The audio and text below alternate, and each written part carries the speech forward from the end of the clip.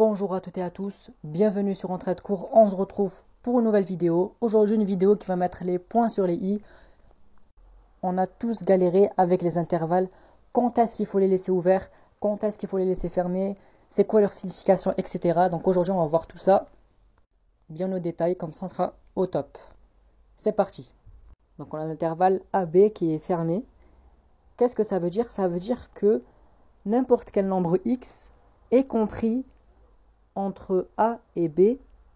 On a donc x qui est entre A et B, soit en gros x qui est supérieur ou égal à A et x qui est inférieur ou égal à B. Donc quand on a l'intervalle AB fermé, ça veut dire que le x il est compris entre A et B et il peut être égal à A et il peut être égal à B.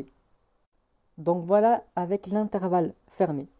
Cette fois-ci l'intervalle ouvert, ça veut dire que x, le nombre, n'importe quel nombre x, est entre A et B, mais qu'il n'est pas égal à A, il n'est pas égal à B.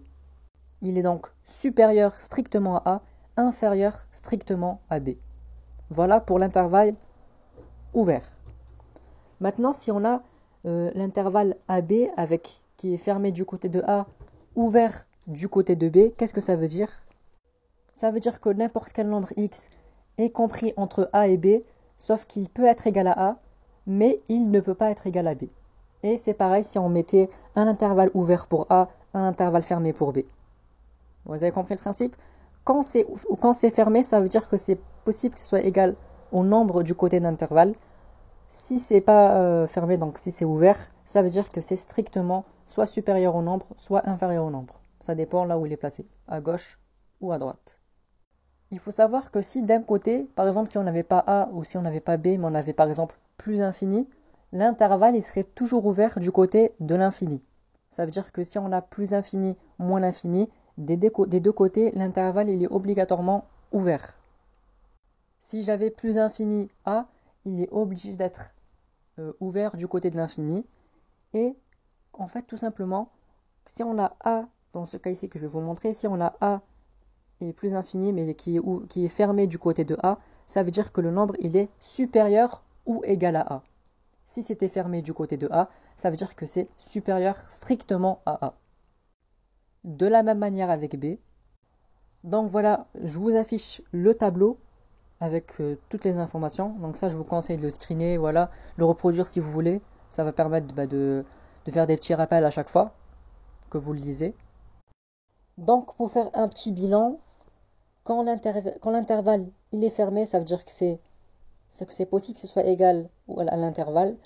Quand il est ouvert, ça veut dire que c'est strictement soit supérieur, soit inférieur. Ça dépend si vous parlez du membre qui est à gauche ou du membre qui est à droite. Et pour plus infini, moins l'infini, c'est toujours ouvert. Donc voilà les amis, donc je trouvais que cette vidéo elle était impérativement à faire.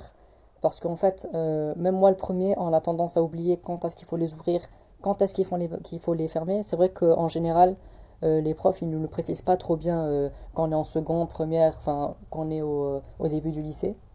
Et arrivé où on parle vraiment des grosses fonctions, etc.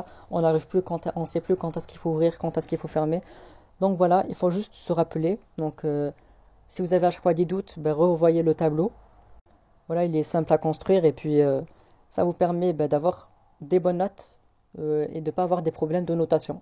Voilà, parce qu'on voit que quand c'est ouvert, quand c'est fermé, ça n'a pas la même signification. Donc voilà les amis, je vous dis à la prochaine et puis on se retrouvera pour une nouvelle vidéo. C'était Entrée de cours.